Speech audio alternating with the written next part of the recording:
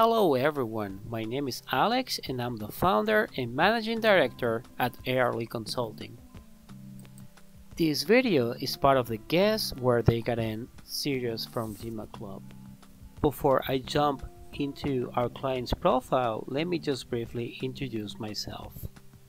Before setting up ARLY Consulting, I was the executive director and head of HR at Samsung Electronics Mexico, one of Samsung's biggest subsidiaries worldwide. I am an INSEAD MBA graduate and have experience as an admissions interviewer for the school. I hold undergraduate degrees in engineering and business and a master's degree in telecommunications. Lastly, I was born and raised in Barcelona, but I've been moving around quite frequently with additional experiences in the US, Peru, France, Singapore, Cambodia, Mexico, and South Korea. Now that you know a little bit more about me, let me introduce you to Mr. Kim. Mr. Kim is a 32-year-old Korean male living in Seoul. He holds a bachelor's in business from a good school in Korea, but not one that is considered part of the Korean Ivy League. For those who don't know, the top 3 schools in Korea are Seoul National University, Korea University, and Yonsei University. All 3 form what most people call the Sky Universities.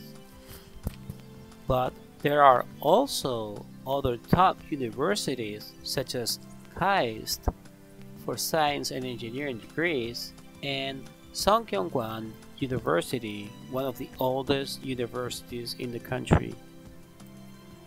So Mr. Kim didn't attend any of these schools and had a non-traditional academic path.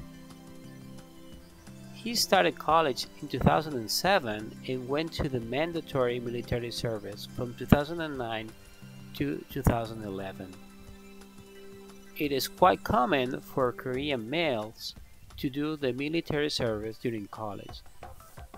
But Mr. Kim decided to not go back to his studies and instead chose to spend 1 year in Australia. There, in order to maintain his visa status, he worked in 2 grocery factories. During his last months in Australia, he started a side business with one friend, purchasing and reselling used cars in the expat market. After returning to Korea in 2013, instead of going back to school and graduate, he started another business selling lunch boxes online. The venture only lasted about a year because they were not aware of the lack of a regulation that made their business illegal. So in 2014, Mr. Kim decided to go back to college and eventually graduated in 2016. Upon graduation, he joined an e-commerce startup that sells Korean cosmetics through platforms like Amazon. After 2 years in this position, in 2018, leveraging his experience in e-commerce, he joined a fintech company, also in Korea, as e-commerce business development manager.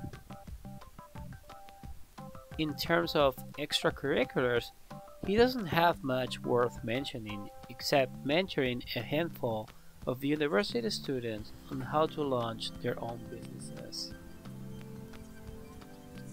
Now that we know more about Mr. Kim, let's look at the history of his applications.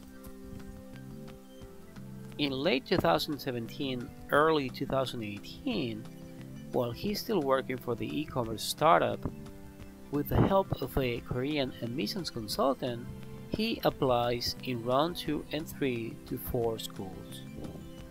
LBS is Dream School, NYU Stern, Berkeley Haas, and UCLA Anderson. His stats at that time are GMAT 700, IELTS 7.0. His career goals are quite vague. Long term, he says he wants to be an entrepreneur without any further detail, and short term, he says that he wants to offer business models to his customers, again without giving much detail about what this really means. Not surprisingly, he is rejected from all schools without interview. Later, in early 2019, he applies to INSEAD's January 2020 intake in round 1. By that time, he's already working for the fintech company. He is unable to increase his GMAT score that gets half a point more in the IELTS. His application strategy though is very similar, and his essays are weak, and his career goals keep being very vague. Not surprisingly, he gets rejected by INSEAD too, without an interview. And this is when he and I cross paths. He sends me his applications for AD analysis and eventually decides to engage my services.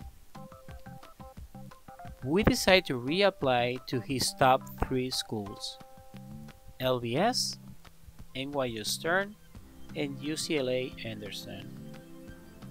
And we agree to also apply to Fuqua because of the STEM designation, and Rotman because mid-long term he would like to move to Canada.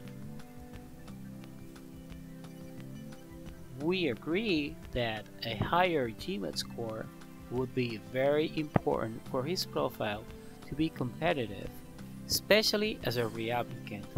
But unfortunately, after one more attempt, he is unable to increase neither his GMAT score nor his IELTS score, which basically means that he is again applying with his 700 GMAT score and 7.0 IELTS.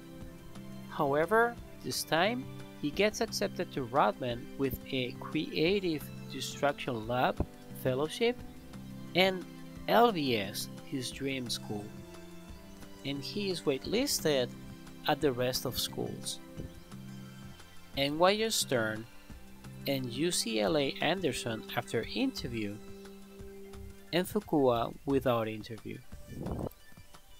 So he is pretty successful this time, I would say, especially considering that he is a reapplicant for most schools and he did not improve his GMAT score.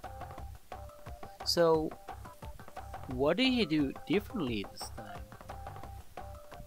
The short answer is everything. This time we worked on putting together a compelling story connecting his career path to date with his career goals. We explained his career path in a way that connected all the dots, instead of showing that it was simply the result of several trial and errors. Additionally, instead of hiding his gap during college as if it never happened, we actually leveraged it, stressing how much he learned from his experience in Australia and how his side business reselling cars had a huge influence on him to the point of starting his own company once back to Korea, instead of going back to college to graduate. As for his goals, we worked on goals where he could leverage his recent experiences in e-commerce and fintech while still fulfilling his desire to become an entrepreneur. Therefore, long-term, inspired by his mother, who was an entrepreneur herself, and taking advantage of some opportunities he had identified in the fintech market, he will create his own fintech company. In order to get there, short-term, he will work at a fintech company such as PayPal, TransferWise, Revolut, or Stripe as strategy manager. Lastly, we were able to explain his story throughout an upgraded resume, essays, and letters of recommendation, resulting in much stronger applications that eventually led him to succeed this time around. I hope you have enjoyed this video. Story building is one of our core strengths at Airly Consulting, thanks to my high-level executive HR background and my experience as an admissions interviewer for INSEAD.